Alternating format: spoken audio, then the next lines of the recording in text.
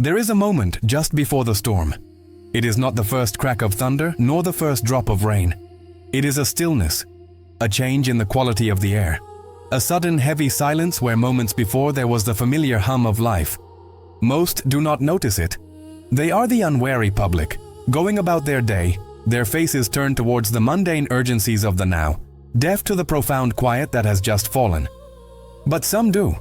The insiders. They feel it on their skin. They recognize the scent of ozone in the air, the strange, expectant hush. They know this silence is not peace. It is a precursor. It is the sound of a great system holding its breath, just before the inevitable violent exhale. This is not a story about a storm of wind and water. It is about a storm of numbers and belief, a tempest that can wash away empires and erase generations of wealth in the blink of an eye. It begins with a single silent instant, a moment when the market, that vast impersonal consciousness of global finance, finally awakens to a truth it has been collectively pretending to ignore. It is not a crash. A crash is a loud, messy, public affair. This is something far more fundamental. It is the quiet, internal shattering of the core narrative, the foundational story a nation tells itself about its own strength, its own solvency, its own future. We call this moment the silent trigger. It is an invisible tripwire in the architecture of history. It is pulled long before the first headline appears, long before the first television analyst furrows their brow, long before the first citizen feels the cold grip of panic. And once it is pulled, there is no going back. The sequence is locked in. The trajectory is set.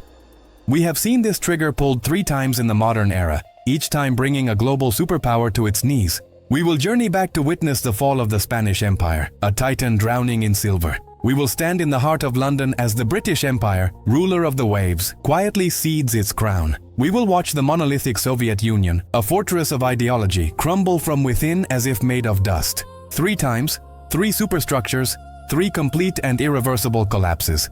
Each one was preceded by the same sequence of events, the same observable phases of decay.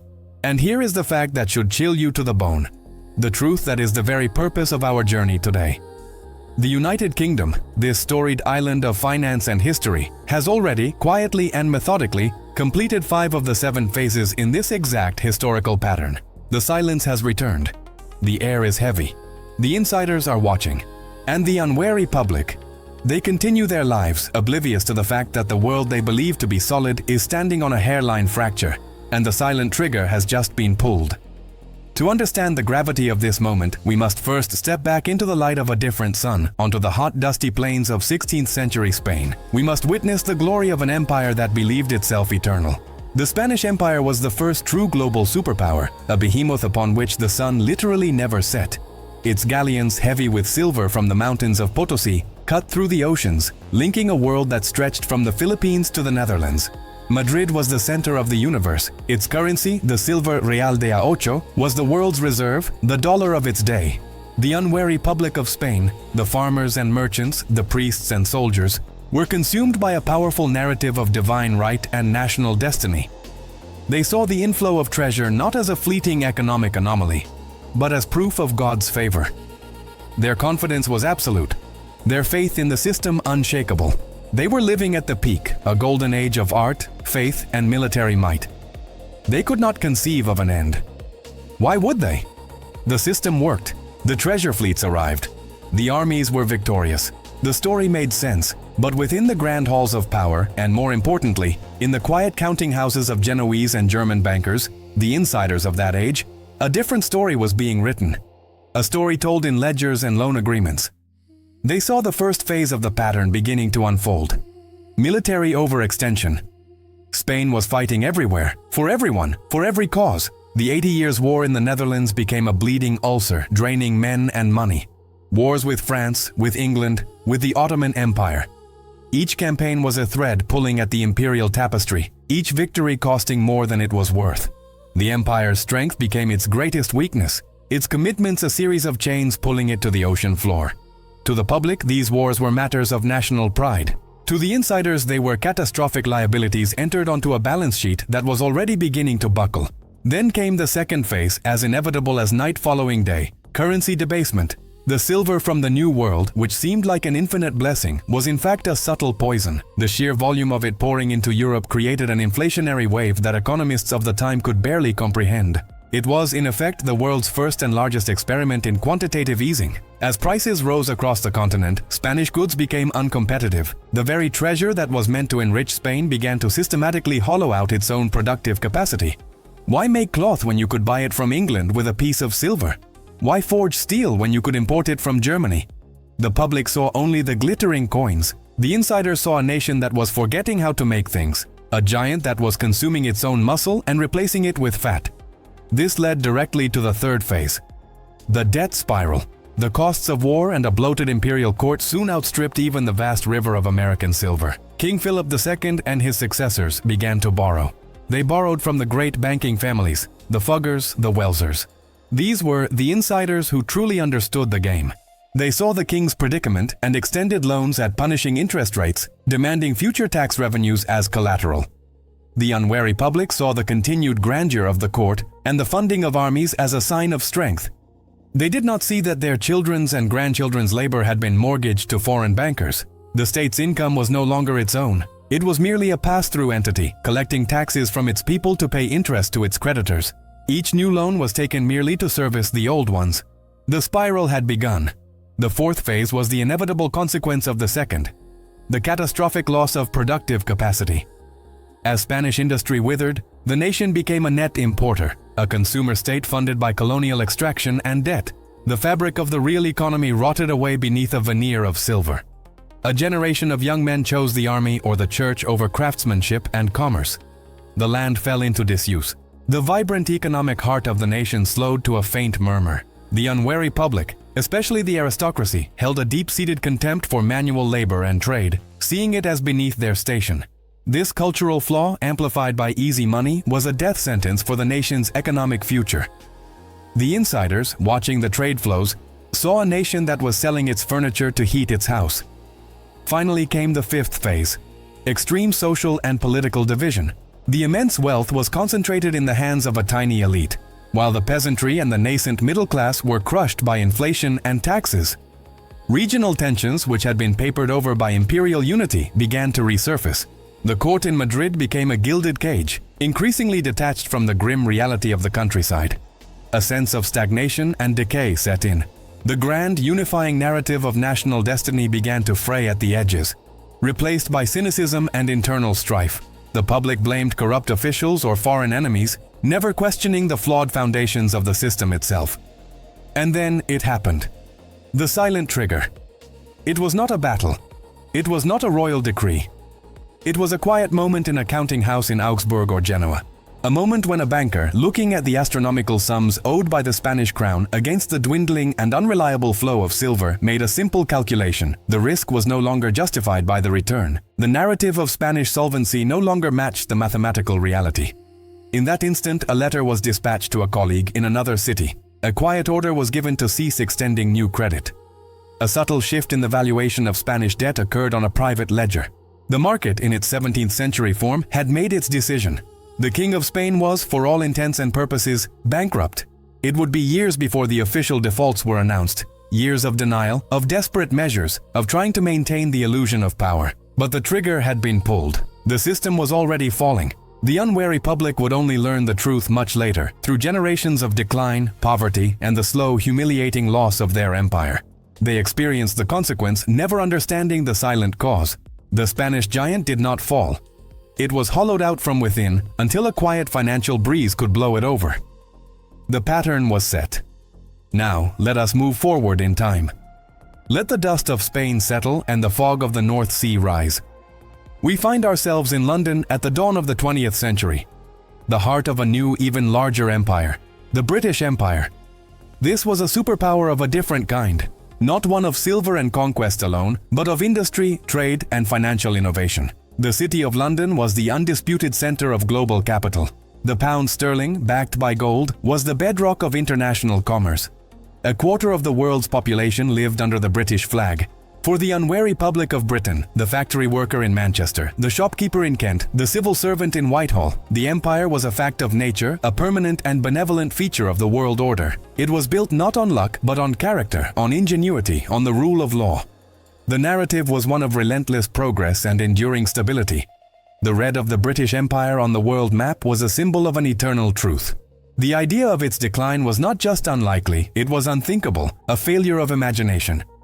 Yet, once again, the insiders were reading a different set of books. In the private rooms of Baring Brothers and Rothschild & Co., in the quiet offices of the Treasury, they saw the familiar pattern beginning to emerge, the same 5 phases, cloaked in different circumstances. The first was, again, military overextension. The Boer War had been a brutal, costly affair, a warning sign. But it was the 2 world wars that sealed Britain's fate. They were existential struggles that had to be won. But they were won at a catastrophic price. Britain poured its national treasure and the lives of its best and brightest into the trenches of Flanders and the deserts of North Africa. To the public, this was the ultimate sacrifice for freedom, the finest hour. To the insiders who tallied the costs, it was the liquidation of a nation's wealth. Britain went from being the world's largest creditor to its largest debtor in the space of 3 decades. This led inexorably to the second phase, currency debasement. The sheer cost of total war made the gold standard, the very symbol of British financial probity, an unaffordable luxury. In 1931, the link was broken. The pound was no longer as good as gold. It was now a managed currency, its value subject to the decisions and pressures of politicians and bankers. To the public, it was a complex economic adjustment. To the insiders, it was a seismic event. The anchor had been lifted. The fundamental promise of the currency had been broken, replaced by a promise from a government that was now deeply, perilously in debt. The slow, steady erosion of the pound's value had begun. And so arrived the third phase, the debt spiral. The instrument of Britain's salvation was also the deed to its financial subordination, the Lend-Lease Act. To fight the war, Britain had borrowed on an unimaginable scale, primarily from the United States. A new financial power was rising across the Atlantic, and London was now its debtor. The public saw American aid as a lifeline from a generous ally. The insiders saw the fine print.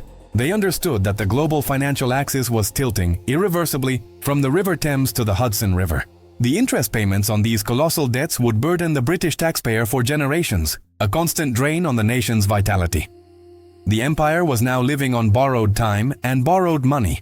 Phase 4, the catastrophic loss of productive capacity, followed swiftly. While Britain's factories had been retooled for war and then bombed, American industry had boomed, untouched by the fighting. After the war, Britain's industrial base was antiquated, its workforce exhausted. It could no longer compete. The great workshops of the world in the 19th century became the struggling Rust Belt of the 20th.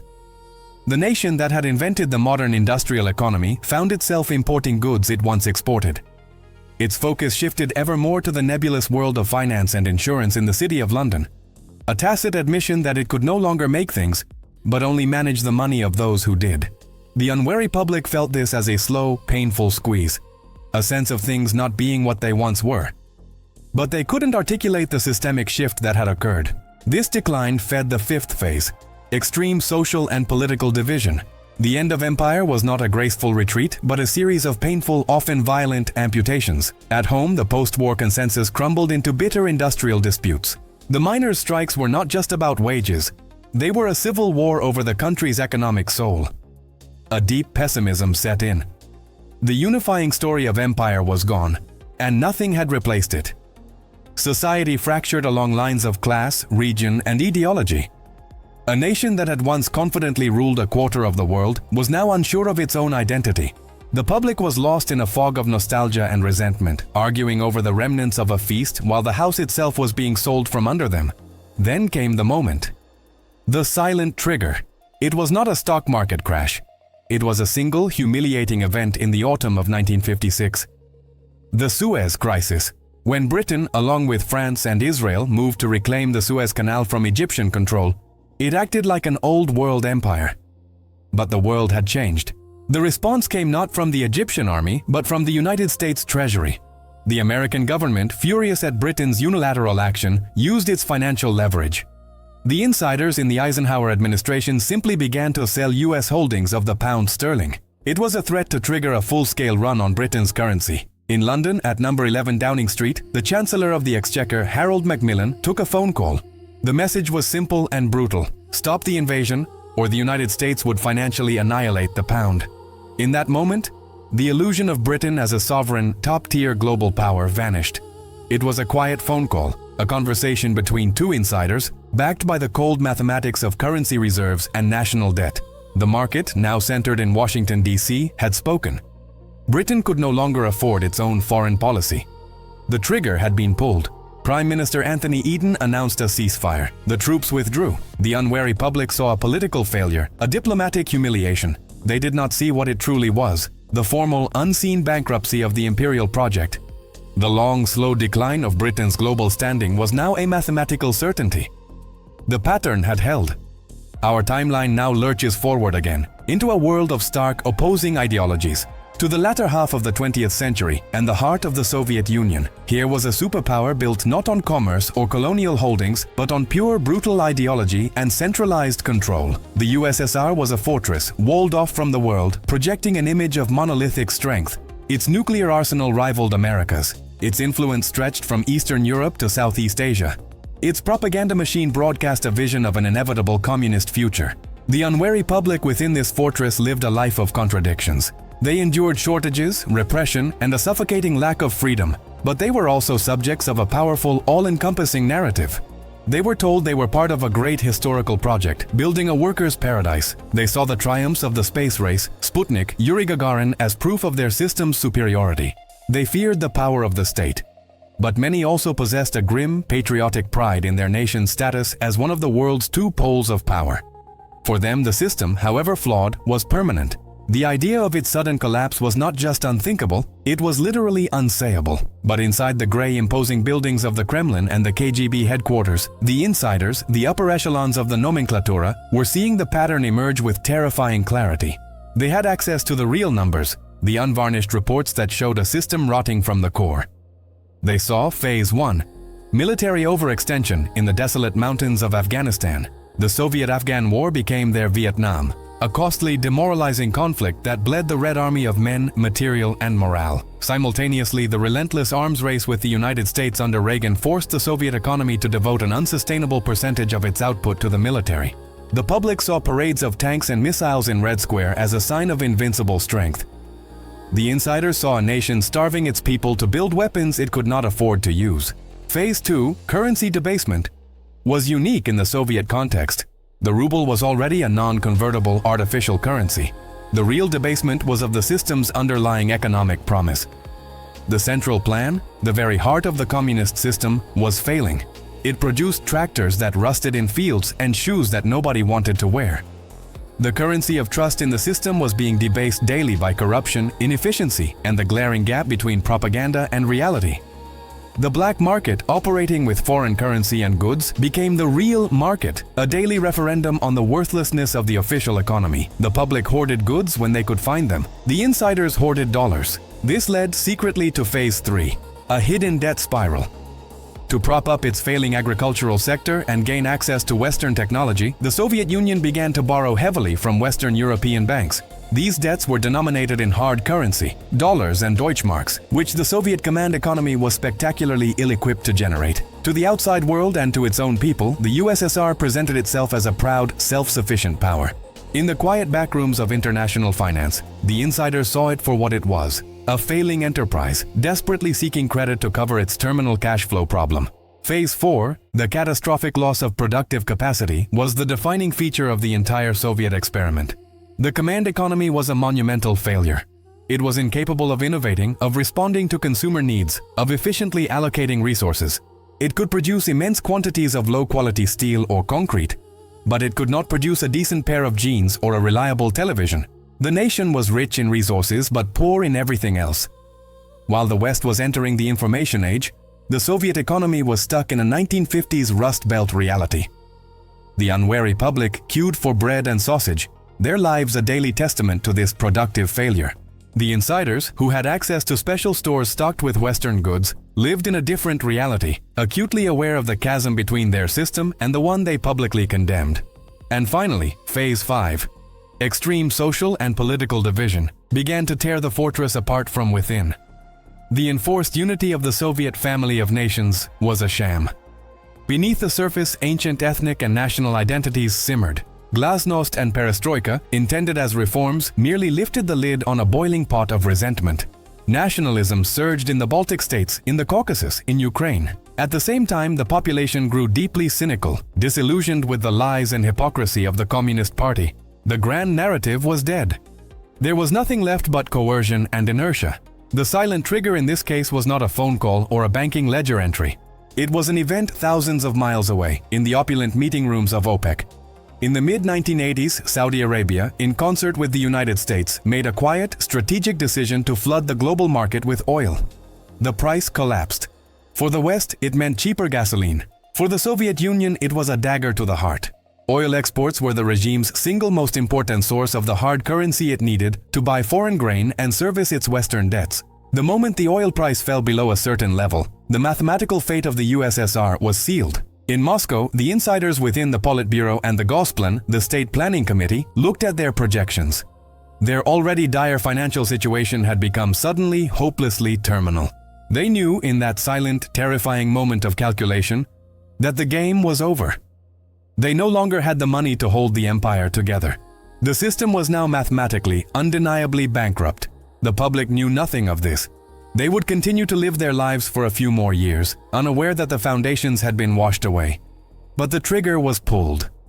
The fall of the Berlin Wall, the failed coup, the dissolution of the Union, these were merely the loud, dramatic aftershocks of a silent financial earthquake that had already happened. The collapse seemed sudden to the world, a shock.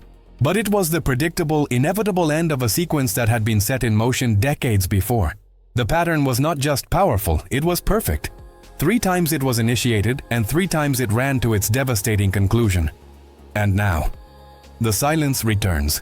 It settles not over the plains of Castile, nor the corridors of Whitehall during the twilight of empire, nor the cold squares of Moscow. It is here, now, in the thriving, chaotic, magnificent city of London in the 21st century. It is in the quiet hum of servers in Canary Wharf, in the hushed tones of analysts in Mayfair, in the unspoken calculations of the market. The unwary public, the British people, are adrift in a sea of daily distractions, political squabbles, celebrity gossip, the rising cost of living. They feel a deep unease, a sense that the ground is less steady than it once was, but they attribute it to the noise of the news cycle. They cannot hear the profound, systemic silence beneath it. They do not see the pattern, but we do. And it is time to apply the checklist. Phase 1. Military overextension.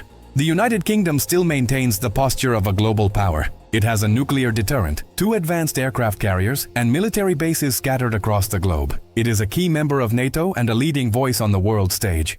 But this posture is maintained on the budget of a mid-sized regional power. The nation's GDP is a fraction of what it was relative to the world in its imperial heyday. The armed forces are smaller than they have been for centuries. The commitment remains, but the economic engine to support it is sputtering. It is a legacy of empire without the imperial economy to sustain it. A phantom limb that still aches with the memory of power, but is paid for with the currency of today's much smaller reality. This is the classic mismatch that marks the beginning of the end. Check. Phase 2.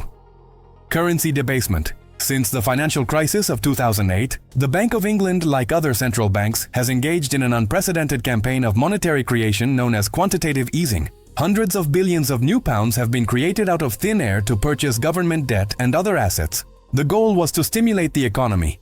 But the long-term effect is the slow, systemic debasement of the currency. The value of the pound in your pocket, the value of your savings, has been steadily eroded by persistent inflation. The pound sterling, once the master of the world, has seen its status as a global reserve currency diminish year by year. The fundamental promise of the currency as a stable store of value has been sacrificed for short-term political and economic expediency. Check. Phase 3. The debt spiral. The numbers here are not ambiguous. They are stark and unforgiving. The United Kingdom's national debt has surged past 100% of its gross domestic product. We are a nation that owes more than it produces in an entire year. And this debt is growing. Each year, the government spends tens of billions of pounds, more than the entire defense budget, simply paying the interest on this debt. It is a treadmill from which there is no easy escape. A significant portion of this debt is held by foreign entities, making the nation's financial stability dependent on the continued confidence of external creditors. The unwary public hears these numbers, but they are too large to comprehend. For the insiders, they represent a simple, terrifying equation converging on a point of failure. Check. Phase 4. The catastrophic loss of productive capacity. Look at the structure of the UK economy. The great industrial heartlands of the North and the Midlands have been hollowed out. The nation that invented the Industrial Revolution now has a deeply unbalanced economy, dangerously dependent on the financial services sector concentrated in London, a volatile property market, and consumer spending fueled by personal debt. Britain has become a nation of consumers, not producers. It runs a persistent structural trade deficit, meaning it buys more from the world than it sells. This is the classic sign of a late-stage empire. It can no longer make things, so it shuffles paper and manages the wealth of others, a dangerously fragile foundation for a national economy. Check. Phase 5. Extreme social and political division. Has there been a time in recent memory when this nation has been more divided? The Brexit referendum did not create these divisions, it merely exposed them. Deep, bitter chasms between regions, between generations, between city and town, between those who have benefited from globalization and those who have been left behind. Trust in institutions, in government, in the media, in the justice system is at an all-time low. Political discourse has become toxic and paralyzed, incapable of addressing the long-term structural problems we have just outlined. Scotland is debating independence. A sense of shared purpose and national identity has fractured into 1,000 competing grievances. The unifying narrative is gone. 5 phases. 5 clear, undeniable parallels to the decline of every major superpower that has preceded us. The pattern is not merely similar, it is a mirror image. We are walking, step for step, down the same path that led Spain, Great Britain's previous incarnation, and the Soviet Union to ruin. The unwary public is still lost in the argument, debating the individual stages, seeing them as separate, contemporary political issues. They do not see the overarching historical sequence, but the insiders do. The hedge fund managers who are quietly changing the algorithms that assess UK sovereign risk, the central bankers in foreign nations who are subtly reweighting their currency reserves away from sterling. The market itself, that great, cold, calculating machine, is beginning to process this new reality. It is sniffing the air. It is noticing the stillness. And this is what brings us to the precipice. This is the moment that should keep you awake at night. The modern silent trigger is not a single event. It is a moment of convergence. A moment when the market's algorithms, its risk models, its hive mind, silently concludes that the narrative of UK stability is no longer mathematically solvent. It happens when the rising cost of servicing the national debt collides with a slowing economy and a debased currency. It is the instant a critical mass of capital decides that the risk of holding UK assets is no longer justified by the potential return. This trigger is not pulled in Parliament. It is pulled in the silicon heart of a supercomputer, in a quiet decision made in Tokyo or New York, in a fractional shift in bond yields that goes unnoticed by the media. But once it is pulled, the cascade begins. The flow of international capital that the UK depends on to fund its deficits will slow, then reverse. The cost of borrowing will spike. The government will be faced with an impossible choice: massive austerity that cripples the economy, or printing money on a scale that hyperinflates the currency into worthlessness. This is the point of no return. And this is the great delusion of every fading power: the belief in its own exceptionalism. You will hear them say it. But this time is different. Britain is not Spain or the Soviet Union. We have a resilient people, a history of innovation. The pattern does not care. The pattern is mathematical. The laws of economic gravity are as universal and as unforgiving as the laws of physics. You cannot spend more than you earn forever. You cannot borrow your way to prosperity. You cannot debase your currency without consequence. You cannot hollow out your productive base and expect to remain rich. You cannot have a deeply divided society and expect to remain stable. These are not opinions. They are historical and mathematical truths. The insiders know this. The unwary public will learn it the hard way. We have completed 5 of the 7 phases. The silent trigger has been pulled. That leaves only 2 phases remaining. Phase 6 is the crisis of confidence. This is when the public finally awakens to the truth. When the illusion shatters. It is the moment when faith in the currency, in the government, in the system itself evaporates. This is the stage of bank runs, of capital controls, of social unrest. It is the moment the unwary public finally feels the consequences of a game they never knew they were playing. And phase 7 is the final one. The systemic reset. Every unsustainable system must eventually be reset. This can take many forms. It can be a sovereign default. It can be a hyperinflationary collapse that wipes out all debt and all savings. It can be a radical political and economic restructuring, often born of chaos and desperation. The old order is swept away, and something new and uncertain is built on the ruins. The wealth of a generation is transferred, and the nation's place in the world is permanently and irrevocably diminished. We are standing on the threshold between Phase 5 and Phase 6. The silence is deafening. The trigger has been pulled. What follows is no longer a matter of speculation, but of timing. The first alert of a collapse is never the noise of panic. It is never the headline. It is never the graph plunging downwards. The first alert is the silence. The silence you feel now. If you are listening to this, you are no longer among the unwary. You have seen the pattern. You have heard the silence. The purpose of this knowledge is not to create fear, but to foster understanding. Because in the times that are coming, understanding will be the most valuable currency of all. Subscribe to this channel not for entertainment, but for clarity. Because when phases 6 and 7 arrive, you will not want to be caught in the confusion and the panic. You will need to understand what happened and why. The game has changed. The board has been reset. And for those who were listening in the silence, and only for them, the next move is clear.